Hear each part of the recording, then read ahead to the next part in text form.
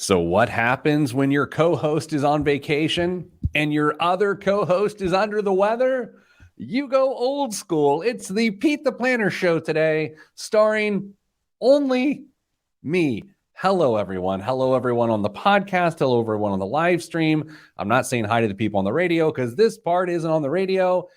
It is good to be with you. Here's how today's show is going to work. Now, first off, Dame is on vacation. My man earned a vacation. Good morning, Rick Swink. It's good to be with you. Dame's on vacation. Queen of Content is not feeling good, right? So we need her to heal up. So here's what we're doing. I'm going back to 2009 today. I'm taking live calls on the show. Who's going to call in? I have no idea. How are they going to call in? I'm going to figure that out on the fly. So here's what I have to offer you, the people that are watching on the live stream right now. If you have always wanted to be on the show, and all you have to do is jump on the show, ask me a question, and we can talk about it, this is your opportunity here today. Now, you got to have some choices. Do you want to be on video? Maybe not. Maybe you didn't put your face on today. Maybe you just want your audio. We can accommodate both. So you will be on the live stream. Hello, Andrea. Good to be with you. So here's what I need you to do. If you are interested in this, email me right now, pete@petetheplanner.com. I will send you a link to join the live stream. You do not have to turn your camera on. All you have to do is turn on your mic. You can ask me a question. We will do a radio segment that way. And that's how today's show is working. We took last week off because of the Indy 500, because we're preempted on all the stations we're on because the Indy 500. Again, today, this is a very special live show. We are taking calls today. So if you want to be on the show today, email pete@petetheplanner.com. That's pete@petetheplanner.com. I will send you a link to join the live stream and you can ask me your question. In the interim, here's what we're doing. We are going to talk about the article that was all around the internet this week. The 1/3 of Americans making $250,000 live paycheck to paycheck, survey finds. So we're going to talk about that. We're going to dive back into gas prices briefly, because here's the thing you need to consider. At some point in time, everyone's desire to have workers come back into the workplace is going to be head on this idea of rising fuel prices, and people are not going to want to drive to work. So we will discuss that. And of course, your question. So who will be the first brave soul to be on the live show this week? If you're watching on the stream right now and you plan on emailing me, just drop a note in the comments. Say, hey, I want to ask you a question. So this is your offer this entire hour. If you have a question, let me know. I will connect with you and you can ask me live on the air and we will make some radio. Here's my ask of you. Please do not use profanity. I don't want to edit it. I just don't. I got other stuff to do today. It's not that I'm too busy for you. I just don't need your profanity today. Number two, just don't try to be funny. I think sometimes when you listen to radio shows that are funny, you're thinking, I got to be funny too. And that's not how that works. So please don't try to be funny. I will try to be funny for both of us. Big Rick Swing says he wish he could, but he's got other work to do. You know, I understand. Me too. This is my work. All right. So let's get started. Again, if you want to email me, pete@petetheplanner.com, you can ask your question live on the air and it'll be fantastic. I'm depending on you. Ask me anything, really. AMA. All right, let's start the show. I need to get my stuff ready. Oh boy, well, that's not ready to go. It's always good when you don't charge your iPad so you can't time the segment, so that's nice. All right, so let's do it this way. Podcast listeners love when I do visual things on the show. All right, segment one. Here we go. In 3, 2, 1. This week on the Pete the Planner Show, we answer your money questions. Here's how the show works. Typically, you email us, askpete@petetheplanner.com. That's askpete@petetheplanner.com. Today, we're going to try something a little different. Damian Dunn, not my brother, not related at all. Our normal co-host is on vacation. Our other normal co-host, Kristen, is under the weather. So I'm going solo today. We're going back to 2009 when there was a one point in time I would host a 2-hour radio show by myself, which also means we may actually take live calls today. All right, but in lieu of that, here's what we're going to start with. We're going to start with the we're going to start with the article that's been tearing up the internets and social media this week, and it comes from Bloomberg. 1/3 of Americans making $250,000 live paycheck to paycheck, a survey finds.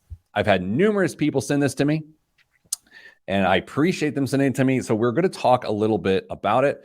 As always, anytime we talk about people that make relatively high incomes, which we'll call $250,000 a high income. I mean, I believe it to be a high income. We are not shaming these people. Just because you make a lot of money and you don't necessarily do amazing things with it doesn't mean that you're not very smart. It just means that you've made some bad decisions. And I think for the most part, when you make bad decisions, it doesn't make you a bad person. Okay? So no shame, no shame. However, let's dig into the data a little bit. Some 36% of households taking in nearly 4 times the median U.S. salary devote nearly all of their income to household expenses, according to a survey by industry publication payments.com. And that's payments without an A, because to be a startup, you've got to remove. Oh, it's removing the E as well. It's PYMENTS.com. Your company's good when you basically just take all the vowels out. That's the first thing everyone should learn in business. And Lending Club also participate in the survey. So here's what it suggests. In particular, millennials who are now in their mid-20s to early 40s, more than half of those top earners in that generation report having little left over at the end of the month. That is to suggest 63% of millennials who make between $100,000 and $150,000 say they have nothing left over at the end of the month. 56% of millennials say that they've got nothing left over if they make between $150,000 and $200,000. 49% of millennials say if they make between $200,000 and $250,000, they've got nothing left over. And 55% of millennials who have an income of $250,000 plus have nothing left over at the end of the month. So I really think the crux of today's conversation in this regard revolves around what is it to live paycheck to paycheck? It's got a very negative connotation. You hear paycheck to paycheck and you think that you are just tapping your fingers waiting for midnight to strike so direct deposit fills your bank account up with more money. And I would note, while this is true, I've long felt that paycheck to paycheck isn't as negative as a lot of people think. In fact, in the Bloomberg article, it goes on to say, quote, living paycheck to paycheck doesn't necessarily mean hardship, and Lending Club makes the distinction between those who can pay their bills easily and those who can't. Only a fraction of high earners, roughly 1 in 10, reported issues recovering all of their household expenses in April. Okay, so the big headline that they put out there was that half of people can't pay their bills, or people are living paycheck to paycheck. So they want you to think that half of people making over $250,000 a year are struggling, when in fact, it's just 1 in 10 people. This is the fun with stats, right? The headline that everyone was tweeting and sending me says 1/3 of Americans who make over $250,000 can't pay their bills. That's not what's really going on. So let's take a look here. I make a decent living. I'm not in a position to disclose my income on the air. I don't really want to go that path today, but I can note this. I 100% live paycheck to paycheck. I'm putting it out there right now. It's because I budget. I don't have money left over at the end of the month. I don't.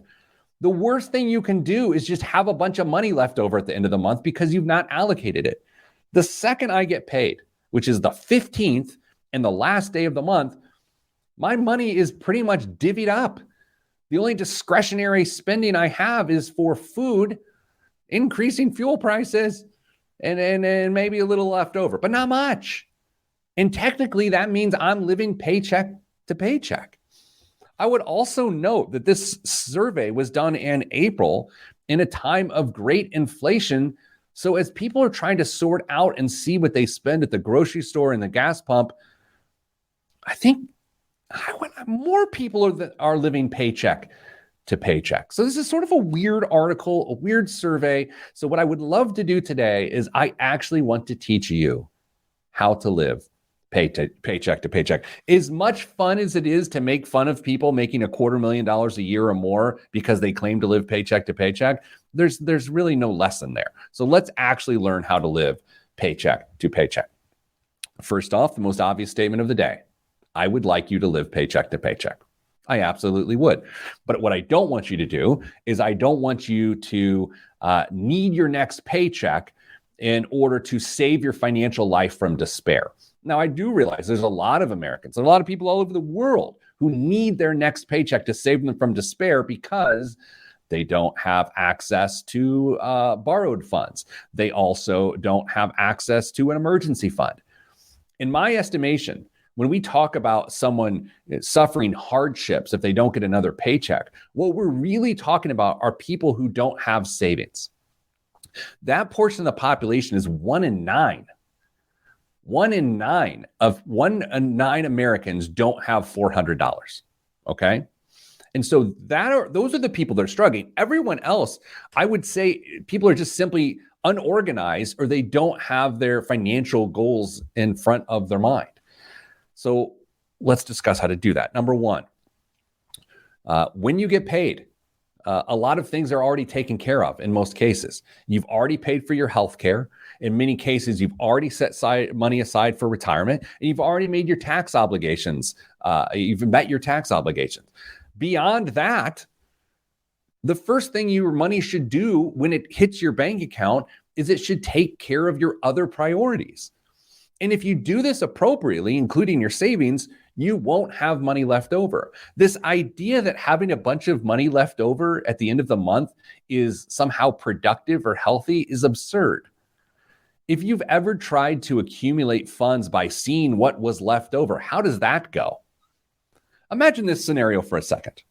Let's say you are married to a personal finance expert who happens to live in the Midwest, whose name rhymes with Skeet the Scanner. Okay, let's say you're in this horrible nightmare scenario in which you're married to this personal finance expert. And one day you think, okay, I'm going to make a tray of Rice Krispie treats because the kids' friends are coming over later. It would be really great for them to enjoy these snacks. And then let's also paint the picture here for a second that your husband, this horrible person, comes home and you mention to the person in passing, hey, I made Rice Krispie treats. But what the husband didn't hear was the kids' friends were coming over later. And let's say the husband has a lot of issues in terms of control when it comes to Rice Krispie treats. So he eats a vast majority of them. And then there are no Rice Krispie treats left over for the kids and their friends. That's what happens when you see what's left over without setting something aside at the beginning of the month. And in that nightmare scenario, you find yourself in an argument you never thought you'd be in. Yet, who is to blame? I'll tell you who's to blame. Pete the Planner. All right, so here's what we're going to do. Coming back, we're going to touch more on this paycheck to paycheck thing. Like, how do you make sure that you do live paycheck to paycheck? That is the goal. The goal is not to have a bunch left over. That's next on the Pete the Planner Show. I'm Pete the Planner. That may or may not have been a true story that I just told you. Okay. Dance and notes. Living paycheck to paycheck here. My expenses are laid out until the end of 2023. Right. See? Nothing wrong with that. All right. So if you want to be on the show today, you can actually be on the show. We're now in commercial break. Damien is not here. He's on vacation. Kristen is under the weather. So it's solo planner here for you today. And so here's what I'm offering you, all you viewers on YouTube Live, Twitter Live, and Facebook Live. If you want to be on the show today, you can. Like, I'm offering you a chance to talk to me on the air, which is not nearly as exciting once I said it out loud. If you don't want to have your face on the air, that's fine. You can just not turn your camera on and we can just talk. You can ask me any personal finance question you want. The show is structured this way today. So here's what you do. Like right now, in the moment, email pete@petetheplanner.com. I'm giving you the real deal email address here. Pete@petetheplanner.com. email me. I will send you a link to the live stream, and then we're going to see what happens on air. My only ask of you, once again, do not use profanity because I do not want to edit it. I just don't. I'm lazy. Number two, don't try to be funny because that never works. I haven't taken calls on my show in well over 10 years. You know why? Because I generally think that call-in shows are not that interesting. You know what I mean? Like I just don't, because I turn the radio off or to another station generally when callers are calling. No offense, and I'm not trying to dissuade you from calls because you're going to ask me personal finance questions. I'm just saying sometimes the show doesn't have a shape when you have to just figure out what a caller is going to say. I feel like I've just talked people out of calling in when I'm trying to get people to call in. Or Big Rick Swink notes, I also love when people say living on a fixed income when they're on disability or Social Security or something. Most folks are on a fixed income and they aren't business owners or a commissioner or something. I 100% agree. I 100% agree. Here at Your Moneyline, we've got something called a stability index score that helps a person understand how to where their stability exists. And Rick, to your point, having a fixed income adds more stability. It does not detract from stability. Oh, by the way, we're about to have our first caller. Oh, it's happening. Oh, it is happening. Okay, so I'm replying. I'm not going to say her name because I'll let her decide if she wants to say her name. Okay, so now I'm going to invite the person. This is all happening live on the air. Oh, who's excited? Oops. Okay, I've sent the email. This person is going to join us on the air. I don't know if they're going to identify themselves or not. That is their decision. Oh, how excited are you for this about to happen? I know Dame's on vacation, and I'm guessing he's watching this and just watching it, hoping things go wrong. I will also note when Damien gets back, he's going to give his Top Gun Maverick review. If you're a listener to the show, he's been waiting for well over a year for that movie to come out. And he did call me and tell me it was wonderful, but I will let him give you his actual definition. Oh, we've got another person who's going to be on the air next. All right, so I'm going to send them the link as well, and they will be the third segment. So then first segment, I think we've got a person coming on here.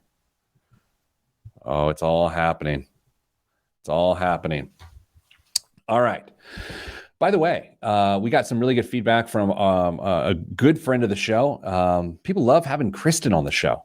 I have to agree. Kristen adds a lot to the show. She will be on the show quite a bit going forward. And we've got our first caller. Oh my gosh. All right. Here we go. I'm going to add you to the stream. Can you nod your head if you want to be on camera? Nod your head yes or no if you want to be on camera. All right. No. Here we go. You're on. Oh my gosh. And you hear me? Yes, I can, Pete. This is fascinating. Like, are you nervous this could go horribly wrong? Yes. Totally aware. Okay. Let's do this. Because I was telling a coworker this morning what I was going to do, and he's like, aren't you afraid this could go wrong? And it's like, that's the only way to live, is to feel like something could crash and burn. So, Andy, here's what we're going to do. We are not going to talk anymore right now. We're going right to the air. Okay. We're just going to undo this whole thing on the air, and I don't want any context right now. I just want it all on the air. And I will say this, Andy, we have to stick within 9 minutes and 20 seconds. So if you see me give you the wrap-up sign, this is not a misogynist telling a woman to shut her mouth. Okay. A radio host saying, we got bills to pay. Okay, is that fair? Gotcha. Totally fair. Do you agree to use no profanity? I agree to use no profanity. And don't try to be too funny. I will do my best. Okay. Oh my gosh, this is exciting. Okay. Here we go.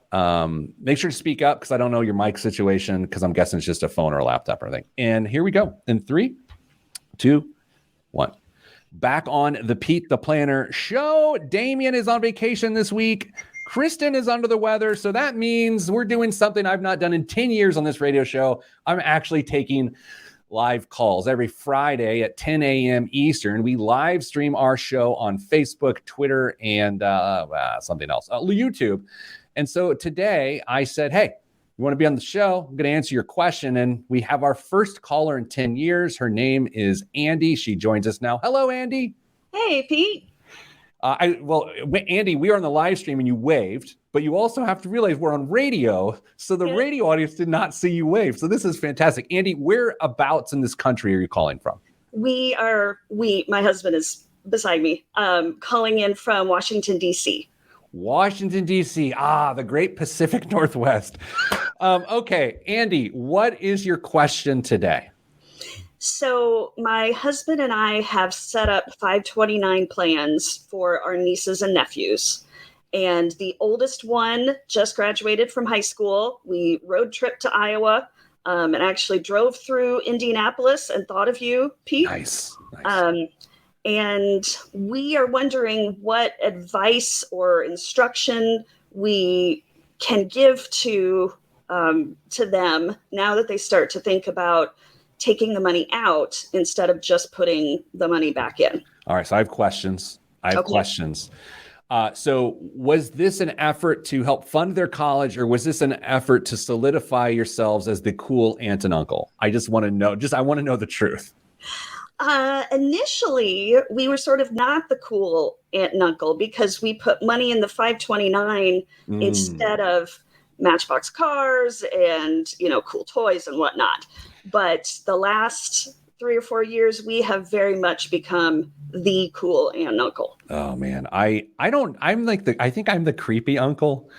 I think, and it's not because I do creepy things on purpose. Anyway, all right. So the question is what's advice for taking money out and how to use it? Do they have other sources of college funds as well, I assume? Yes. My nephew got quite a few scholarships. And I think a fair number of those are just for the first year or for the second semester, basically to prove that they're going to stay in college for more than a semester. All right. Yeah. So a couple notes here. Number one, congrats to your nephew. Number two, so there's a couple elements here, right? So every piece of college funding has advantages and disadvantages, right? So there's scholarships, there's parents pay, there's the kids' own money, there's loans, and then there's the cool aunt and uncle's 529 plan, right? And so when I think about this situation, I always think about what sort of flexibility exists with this piece of money, this 529. And here's where the flexibility is and is not.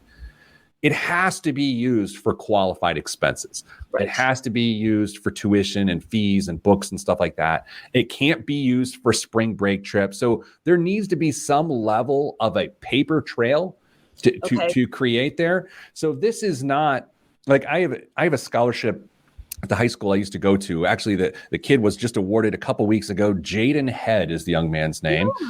First generation college student. I give $1,000 and Jaden can use the $1,000 for whatever Jaden wants to use the $1,000 for. This means, Andy, that Jaden could go get cheese bread every night at 1 a.m. his freshman year, like I did, and put on 25 pounds. Or Jaden could put that towards tuition and books. In this situation, your nephew needs to view that this money is not flexible for what it can go towards, unlike maybe your nephew's personal savings, or maybe your nephew's parents, your siblings or your husband's siblings, maybe they have money in their savings account, or they funded money into your nephew's checking account. That has a lot more flexibility.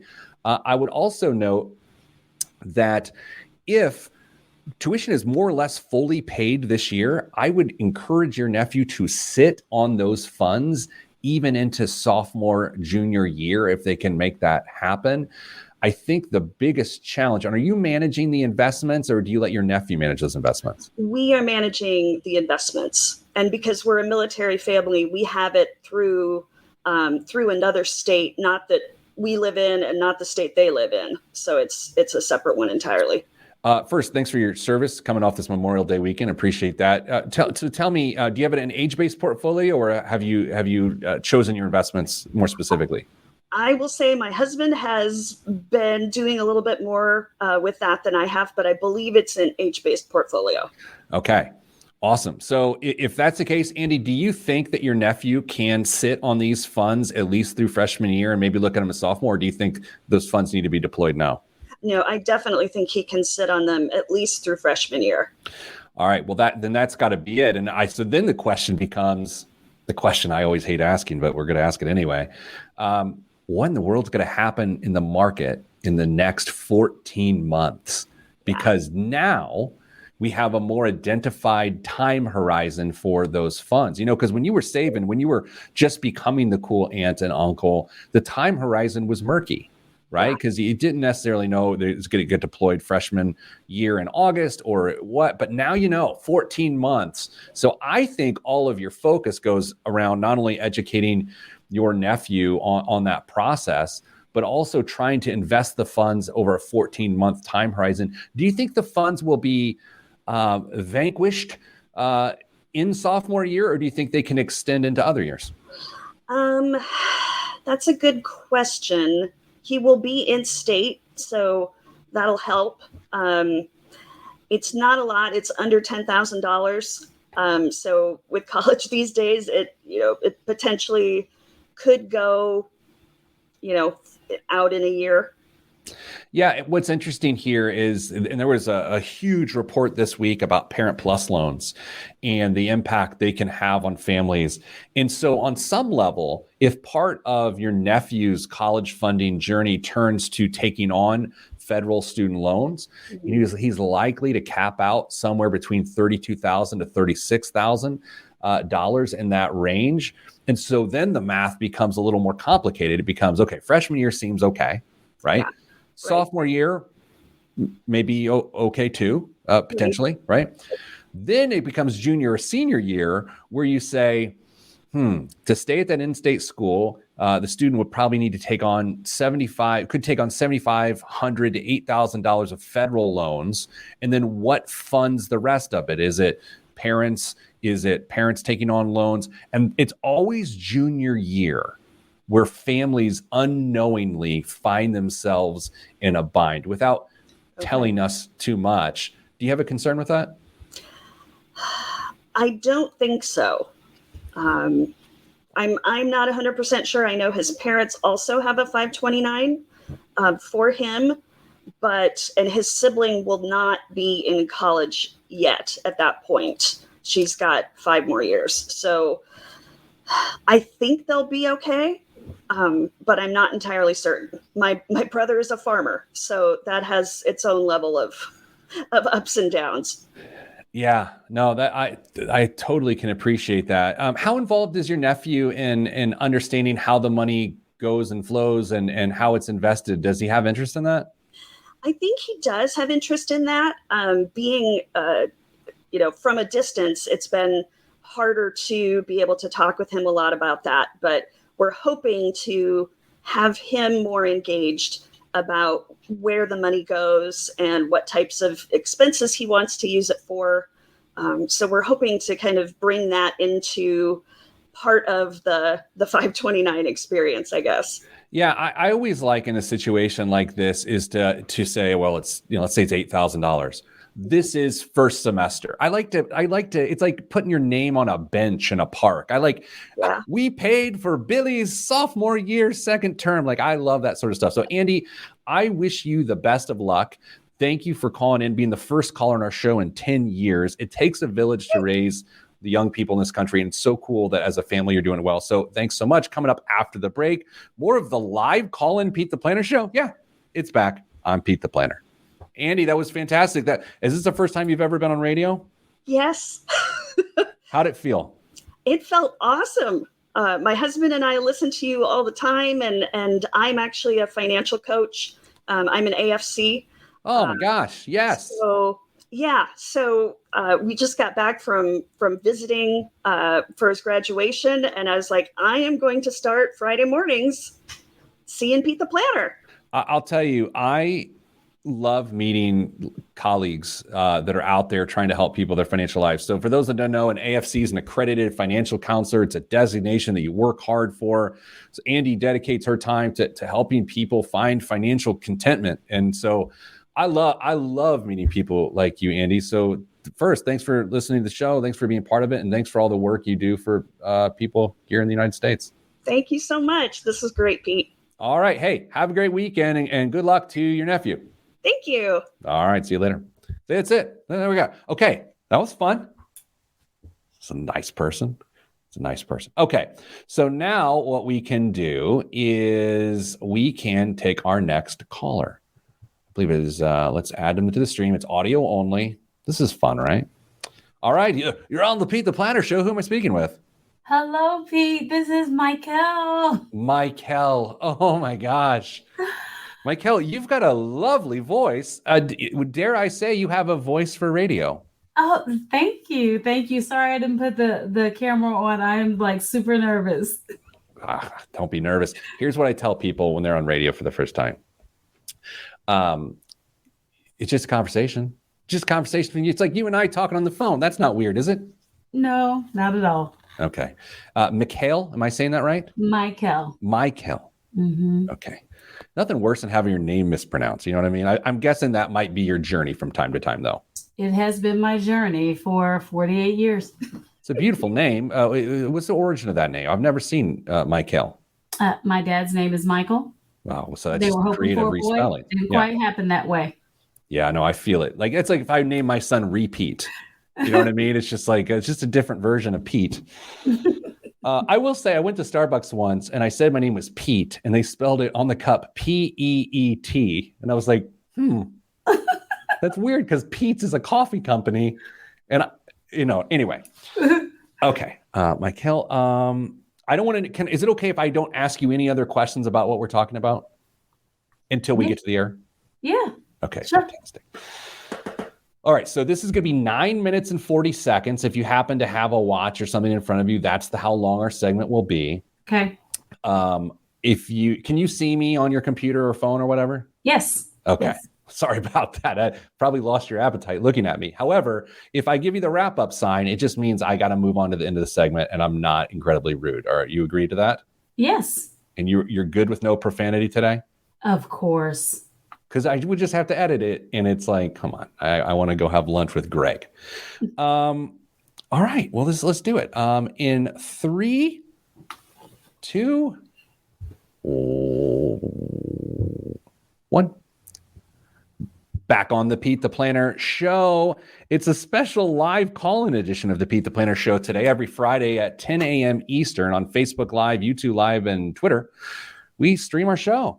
And since Damien's out this week and the Queen of Content's out this week, I put it to the listeners. You call me and we'll send you a link and you're on the show. So joining us now is Michael. Michael, welcome to the show. Thank you, Pete. Hello, everyone. Where do you want to say where you're calling from? Where in the country? I am not too far from you, Pete. I am in Muncie. So about 50 miles from you. So not too far. I believe it's pronounced Funsy because that's how good a time it is in Muncie, Indiana. Michael, what are we working on today? So my question for you is this. So I have about $15,000 in credit card debt, just paid off a bunch of it, about $10,000. So I've been doing this debt snowball. Sure. And so interest rates are really high, really nervous about what's going to happen. Interest rates are already increasing. And so I was looking at consolidating. And so I was looking at doing a HELOC. And I was thinking about doing a HELOC because I wanted the line of credit to pay some of that debt down. And I needed to do just some renovations to my house. So that's why I was kind of thinking about the line of credit. So just wanted to see what your thoughts were on that. Can I ask you a million questions? Sure. And if I ask something that you don't want to answer, just say punt. Are you okay with that? Yes. Okay. How did the credit card debt come into your life? So you had 25,000, you paid down 10 and you're at 15. How did that happen? How did what happen? How did you accumulate? Yeah. How did you accumulate credit card debt? Was it just living beyond your means? Was there a job loss? Help me understand how you got the credit card debt. Just behavior. Okay. I would say behavior. Yeah. Now it's hard work to pay off $10,000 in credit card debt, which you've just done. Is that, are you telling me that the behavior has fully shifted or mostly shifted to a good place? Has shifted. Just sticking to my budget, stuff that I already knew before, and just really budgeting, because I've always made enough money. Just didn't make some good choices. Went on vacation, that kind of thing. So. Sure. Do you feel yourself more aware right now because of inflation and where we are as an economy, or are you the same level of awareness you've had over the last year or so? Well, I think it's a combination of both. I've always been aware. I knew, what I should have been doing. And then, of course, the economy was like, oh, I need to do something. I really need to buckle down. All right. So here's what I'm thinking. How much equity is in your home right now?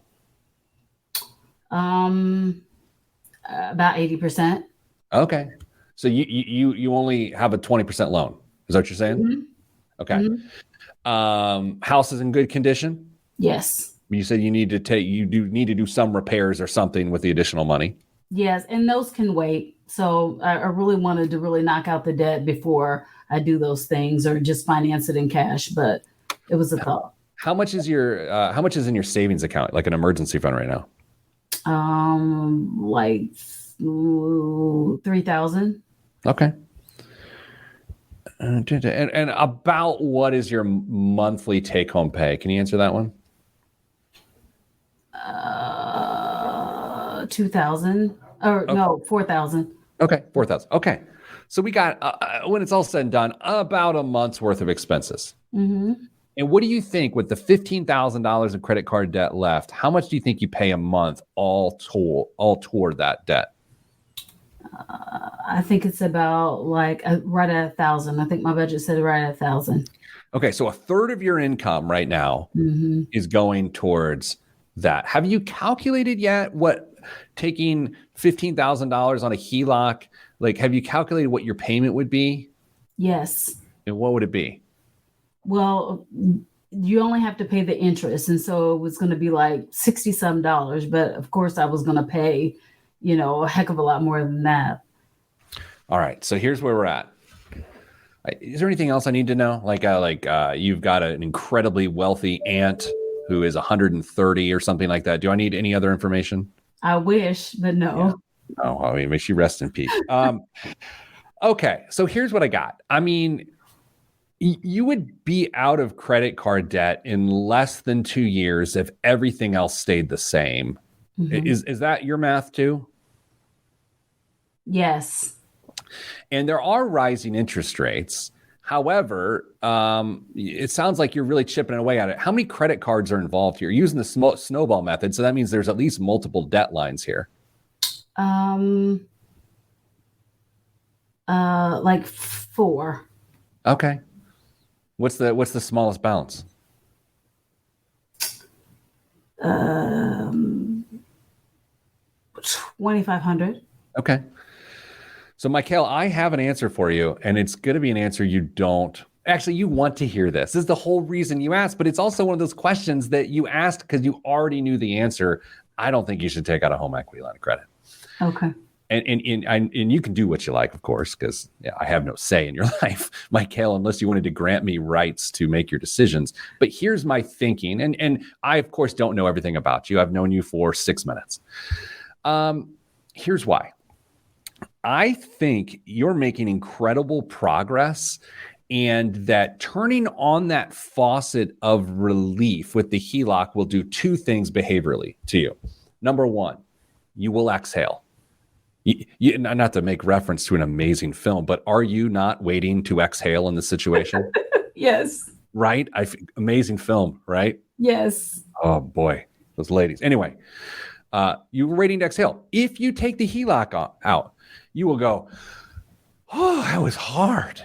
And what you've just gone through, this behavior modification, this progress of paying down $10,000 in debt, I'm not going to say it's been wasted, but I'm going to say you will lose most of the momentum that you have scrapped and saved to create. Are you fearful of that, or are you going to try to tell me that you would not exhale? Oh, I would exhale for sure. Do you have one source of, how many sources of household income do you have? 2. Okay. You and another person, or you and 2 jobs? 2 jobs. I feel you. I love a good hustle. All right. Is that second source of income, the smaller source of income, is it variable or is it pretty fixed in terms of how much comes in each month? Fixed. Okay. Yeah, I think, first of all, that's amazing. You've got 80% equity in your home. Have you lived there for a long time? 15 years. Wow. How much? So do you have 15 years left in your mortgage? No, I only have 5. Oh yeah. Please don't. Please don't take out the HELOC. Because here's what I think. I think you're likely feeling the stress, the pent up stress of the last 24 to 27 months. Is that fair to say? I mean, this has been a pretty stressful 2 years, my friend. Mm-hmm. Yes. Don't exhale yet. Don't do it yet. I think you would grow to regret it. And I think the math wouldn't support doing that. But look, if you got to do what you got to do, because you know all of the ins and outs of your life, but I think you need to have continued courage that you've already showed to keep going. Perfect. Thanks, Pete. Well, that was fun. Mike Hale. So awesome. I'm excited for you. Keep going. And I would look for, here's the next point of relief. Bust your hump until next tax refund season and let that help you solve the problem yet again. If you happen to get a tax refund, I think like breaking down your financial life from a time perspective to say, I'm going to bust my hump for the next 10 months so I can get a tax refund, which will complete this portion of the gig. Then you can see the relief in sight and you can exhale on that point as opposed to the HELOC. Can you hopefully try to do that? Yes. Awesome. All right. Thank you for calling. I'm going to set you in the waiting room right now. And so we can go to biggest waste of money of the week is next here on the show. And since Dame's not here to read current events, I don't know what's going to happen. Are we going to take another call? Are we just going to read news headlines? We'll find out next on a very special edition of the Pete the Planner Show. Live callers for the first time in 10 years. Who knows what's going to happen next segment? I certainly don't. I'm Pete the Planner, and this is the Pete the Planner Show. All right, I'm going to get Mike Hale back on. Mike Hale, are you still there? I am. You did a great job. Were you nervous? Yes, and at the beginning. You sounded great. Thank you. You talk to people for a living, don't you? Yes, I'm an HR director, so yes. Yeah, you've got such a nice presence. You can tell when you talk to someone. So I hope you're able to use those skills in the workplace. And I know as an HR person, you certainly do. Thank you. I appreciate you, Pete. Thanks. No problem. Good luck. Have a good weekend. Thanks, you too. All right. So there's Mike Hale. All right. So here's your last chance. If you want to be on the show this week, email me right now, Pete@PeteThePlanner.com, Pete@PeteThePlanner.com. You can be in the final segment. This kind of worked out. Could talk to Andy, Mike Hale. Oh, it's nice. Okay. I do have a pretty good biggest waste of money of the week here. So let's see. If you want to be on the show, I will bring you at the last part. You don't even have to ask a serious question. Just don't try to be funny or use profanity. Those are the rules. Which is funny because on a regular basis, I use profanity and try to be funny. I'm just asking you not to do that on my show. I'm wearing a new pair of pants today. And they're a little tight in the calf. Got them yesterday. Tight in the calf. I'm sitting here. I'm feeling like an Olympic pentathlete or something. Like my calves are really thick with 3 C's today. Okay, let's do biggest waste of money of the week in the news. Oh, how are we going to do news? All right, well, we're going to figure this out. This is where Damien asked for a raise because it sees how hard it is. Big Rick Swink with always the great advice. He says, go boot cut, Pete. Always boot cut. Yeah, I feel you. All right, here we go in 3, 2, 1.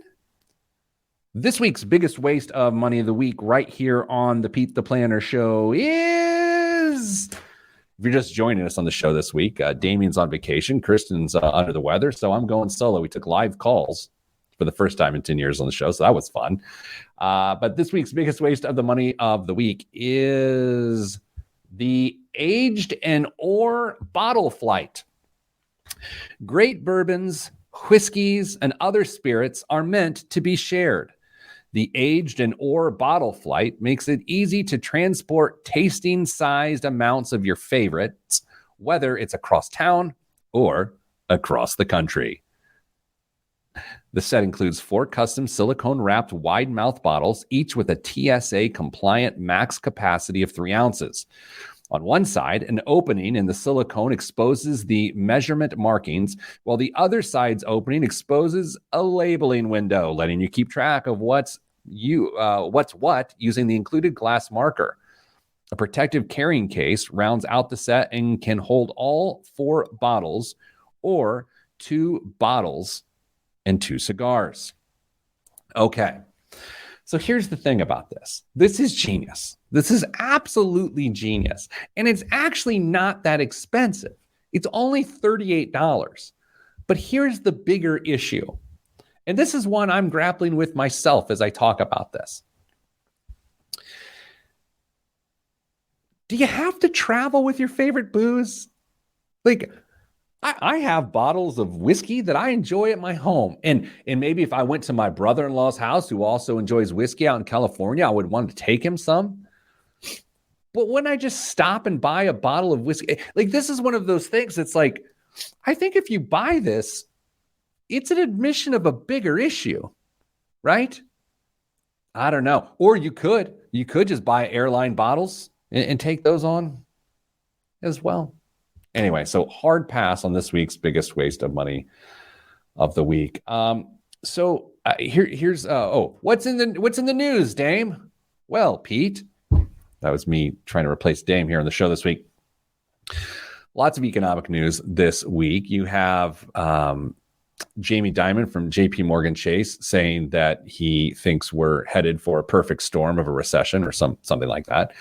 Elon Musk came out on Friday morning saying that he wants to cut 10% of the workforce from Tesla, saying he has a, quote, super bad feeling about the economy and wants to cut jobs at the company by 10%. Now, I don't want to turn this into a segment about me griping about Elon Musk, because I don't know Elon Musk. All I know is how he puts himself out there in the general public and what he adds to our overall zeitgeist. And I will note this. He threw a little bit of a fit on Thursday because he sent an email to his colleagues at both Tesla and SpaceX saying that they are pausing all hiring worldwide and that employees must return to their offices and at least work 40 hours a week. And if they don't come back to the office and work 40 hours a week at the office, they will be let go because it will be assumed that they're not doing their jobs. And so here's my challenge here. And I am a CEO of a company. I am not the CEO of Tesla or the almost CEO of Twitter. And I don't have thousands of employees. I have tens of employees. But I can tell you this.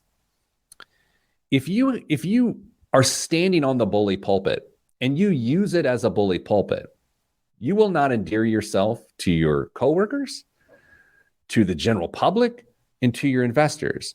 And so I don't think Mr. Musk needs business lessons from me, but I can just tell you, if you're going to have to lay people off because of a super bad feeling you have about something,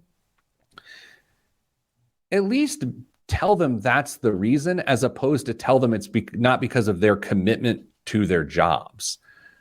If we're getting to a point of $6 a gallon gas, which is already going on in California, here in Indiana on June 3rd of 2022, we're going to get to a point where gas is going to tip over $5 today, if not tomorrow. You're completely ignoring the financial realities of a person who is tasked with driving to work. And you might say, well, that's why they should have a Tesla. But the reality is the wages of people who work in these factories don't necessarily make enough money to buy a Tesla. Now, of course, he's referencing a lot of white-collar jobs, of which, of course, people in a factory have already been working. These are people who are theoretically paid more and that should be buying a Tesla and not be subject to $6 gas fuel prices. But I just have to say, when big business leaders come out and they say things like this, when Jamie Dimon says he feels the economy is going to crash, I get that. That makes sense to me because he's the head of a financial organization that has a lot of data to suggest that. When someone comes out and says they just have a super bad feeling, I view that as wholly irresponsible. And it doesn't help move the conversation forward. Do I think there's going to be a recession? Yes. Am I going to send out some passive aggressive email to my coworkers to tell them about how that might impact them? Probably not. So that's my concern. I will say this. I love working in the office with my coworkers. I like messing around, having a good time, getting work done. But I'm going to admit, as we make our way to August, as we make our way to a time frame in which gas prices are going to get to $6, potentially $7 a gallon, it's not my job to tell someone that they shouldn't come into the workplace, but I will gladly accept the fact that some people are going to have to make a decision about the commute that they have. I have a 6-mile commute. I get 31 miles to the gallon. I can drive an entire week on 2 gallons of gas. Okay. So I will say this, as we approach the fall, and as your employer, if they offer hybrid options, do the math. Because when you come into the office, not only are you spending money, but you're also going out to eat. You're stopping on the way home to grab this or that. You're taking your lunch hour to go to the mall and buy pants that don't fit because they're too tight in the calves. I think when we look at not only the recession that looks to be on the horizon, but we look at rising gas prices and how that will impact back to work, I think that's going to perpetuate the recession a little bit longer. I don't think we're headed towards 2008 and 2009. I don't think we're headed towards March of 2020. And we sure as heck aren't necessarily headed towards the dot-com bust of 1999. But I think because the Fed is increasing interest rates so much and it's already working, I think this could be a shorter recession. To be fair, here's where I've been wrong recently. I said inflation wouldn't last past the end of 2021. Wrong. I was wrong. Number two, I've also suggested that gas prices would not infinitely increase like they have, and just with no sign of letting up. In fact, not only isn't there a sign of letting up, there is a sign that it's going to keep going up. On this very show, I did the math of how it's not actually really impacting people. So I was wrong about that. One last note in this regard. Janet Yellen was asked about her take on inflation and why she was wrong. And while you never want someone in her position to be wrong about something, I found it incredibly refreshing that she admitted she was wrong. I think so often mistakes are made at the highest level, and because people want to stay in power, that they simply don't tell the truth, that they deflect, they don't answer the question. Good for her for admitting that she was wrong. There is nothing wrong with making mistakes. There's a huge problem with not admitting your mistakes and learning from them and acknowledging them so we can move the conversation forward. Think how much more difficult our economy would be if she didn't only not admit her mistakes, but she doubled down on them, and we all suffered for it. So it's with that, speaking of suffering, we end this suffering here today. This was the Solo Pete the Planner show because my people were out this week. We had a live show. Thanks to Andy, Michael for being guests on the show. Sending good vibes because good vibes are all that's in the budget. I'm Pete the Planner. This is Pete the Planner show. That felt like a weird, and here's my final thought. The no spend zone. Anyway, thanks for being on the show this week, everybody. Thanks for hanging out. Next week, I believe we're promised to have Dame and Kristen back. Hopefully they can just do the show themselves. I can take a break. Thanks for being here. Thanks for everyone who contributed. Again, Andy, Michael, appreciate you very much. Thanks for being regular listeners and viewers of the show. Podcast listeners, I hope you enjoyed this. Stay getting money.